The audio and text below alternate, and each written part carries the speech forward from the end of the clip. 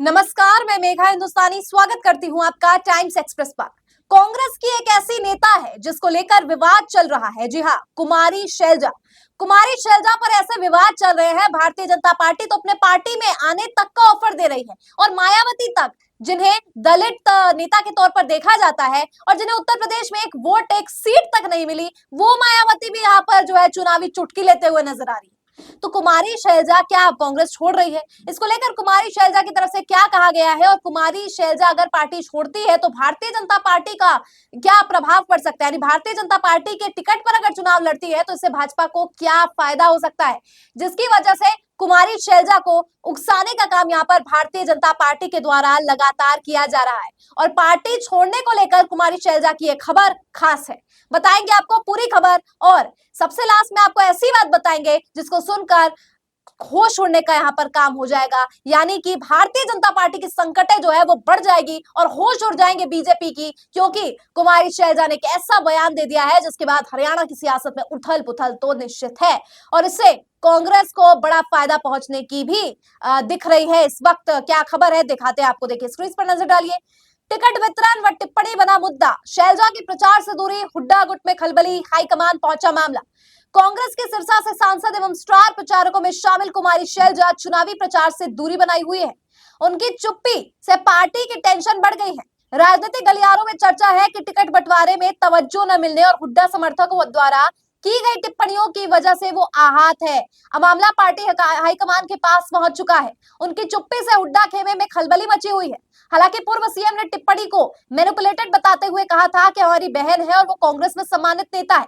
सूत्रों के मुताबिक शैलजा अभी दिल्ली में है, उनका प्रचार का कोई कार्यक्रम नहीं है। तो एक खबर तो छप गई कि शैलजा और हुड्डा के बीच में सब कुछ ठीक नहीं है, कांग्रेस पार्टी से दरकिनार हो रही है कुमारी शैलजा। लेकिन क्या यह हकीकत है? आज कुमारी शैलजा से जो है बातचीत की गई, आज तक ने बात की और कुमारी शैलजा ने जो बात कही है वो चौंका देगी। कुमारी शैलजा ने क्या कहा, स्क्रीन पर नजर डालिए। पूर्व केंद्रीय मंत्री शैलजा ने पीटीआई से कहा कि पार्टी में 10 तरह की बातें होती है, लेकिन वो पार्टी के अंदर की बातें होती है। पार्टी को जिताने के लिए हमने लोकसभा चुनाव में मेहनत की, उसके बाद भी मेहनत की, इसीलिए कि हम जमीन पर कांग्रेस पार्टी को मजबूत कर सके, हरियाणा के लोगों की लड़ाई लड़े, अपने कार्यकर्ताओं की लड़ाई लड़े। उनका कहना था कि हमें उसी काम को आगे ले जाते हुए कांग्रेस की सरकार बनानी है। ये पूछे जाने पर कि चुनाव प्रचार कब शुरू करेंगी तो शैलजा ने कहा कि अगले 2-3 दिनों में चुनाव प्रचार शुरू कर दूंगी। कांग्रेस नेतृत्व के साथ अपनी बैठक के बारे में पूछे जाने पर उन्होंने कहा कि नेताओं के साथ अक्सर चर्चा होती है, वो हमारा फीडबैक लेते हैं। भाजपा के कटाक्ष और उनको अपने साथ आने का निमंत्रण देने के सवाल पर कांग्रेस नेता ने कहा कि मैं चुप थी, इसीलिए वे कुछ कुछ बातें करते हैं।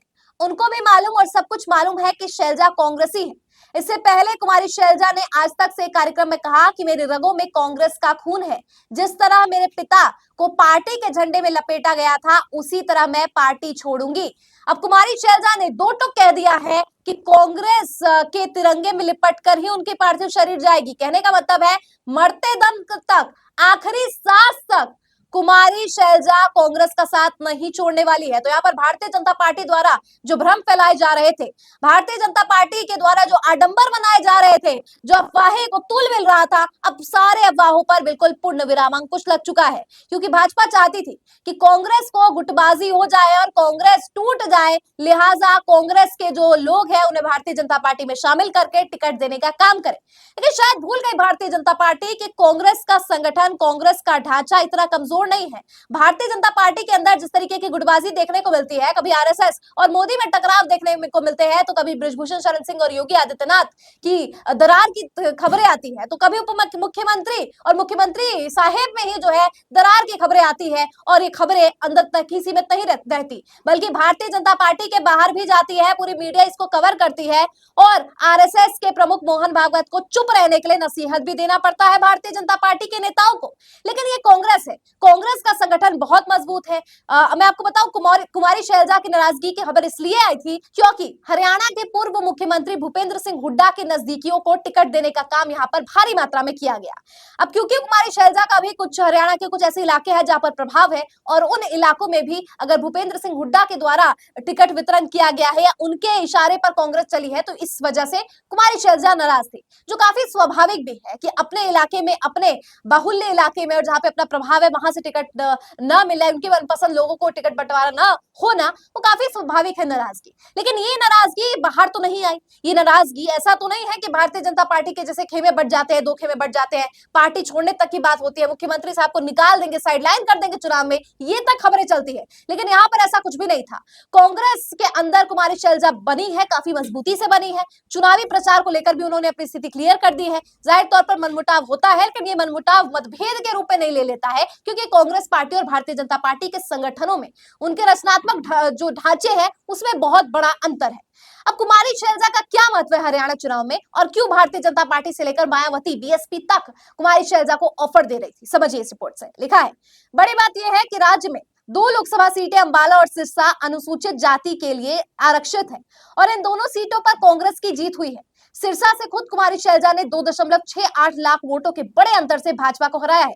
इसलिए भाजपा की कोशिश है कि कुमारी शैलजा के बहाने राज्य के दलित वोटों में विभाजन कराया जाए, ताकि पार्टी को जीत दिलाई जा सके। भाजपा दलितों के अलावा जाट वोट बैंक में भी बंटवारा करना चाह रही है। कांग्रेस का वोट बैंक परंपरागत रूप से जाट और दलित ही रहे हैं, और जब जब इसमें विभाजन होता रहा है, भाजपा को सियासी लाभ मिलता रहा है। भाजपा ने इसी रणनीति के तहत 16 जाट उम्मीदवार उतारे हैं। मतलब यहाँ पर दूसरे की पार्टी को तोड़ तोड़ कर अपने पार्टी में शामिल करवाना और जितवाना, ये रणनीति भारतीय जनता पार्टी की रही है। लेकिन इस बार भारतीय जनता पार्टी ने जो सोचा था वो बिल्कुल भी नहीं हुआ। उल्टा भारतीय जनता पार्टी के अंदर से गुटबाजी की खबरें निकल रही है। भारतीय जनता पार्टी ने तो जब लिस्ट जारी की थी, तो क्या जम्मू कश्मीर में इतने जो लोगों ने आक्रोश, अपने ही पार्टी के लोगों का आक्रोश जो है भारतीय जनता पार्टी को झेलना पड़ा था। और ये चाह रहे हैं कि कांग्रेस में भी कुछ ऐसी गुटबाजी हो जाए जिसकी वजह से जाटों का और दलितों का वोट जो है कटवा कर भारतीय जनता पार्टी डाइवर्ट कर दे वोट्स को। लेकिन बीजेपी ऐसा नहीं कर पाएगी, क्योंकि कुमारी शैलजा ने साफ शब्दों में कह दिया है कि वो कांग्रेस की थी, कांग्रेस की है, कांग्रेस की रहेगी, आखिरी सांस तक कांग्रेस की रहेगी। और ऐसे में बीजेपी के वो ख्वाब केवल ख्वाब ही रह गए हैं। हरियाणा चुनाव में अलग अलग सर्वेस भी बता रहे हैं, एंटी इनकम्बेंसी हो, बेरोजगारी हो, महंगाई हो, ये वो तमाम मुद्दे हैं जिसको लेकर जनता इतनी आक्रोशित है कि इस बार कांग्रेस को वोट देने वाली है। और भारतीय जनता पार्टी का सुपड़ा साफ इस बार कांग्रेस हरियाणा विधानसभा चुनाव में होने वाला है। क्या लगता है दोस्तों आपको इस पूरी खबर पर? कमेंट सेक्शन के जरिए मुझ तक पहुंचाइए। फिलहाल मुझे दीजिए इजाजत और देखते रहिए टाइम्स एक्सप्रेस। धन्यवाद।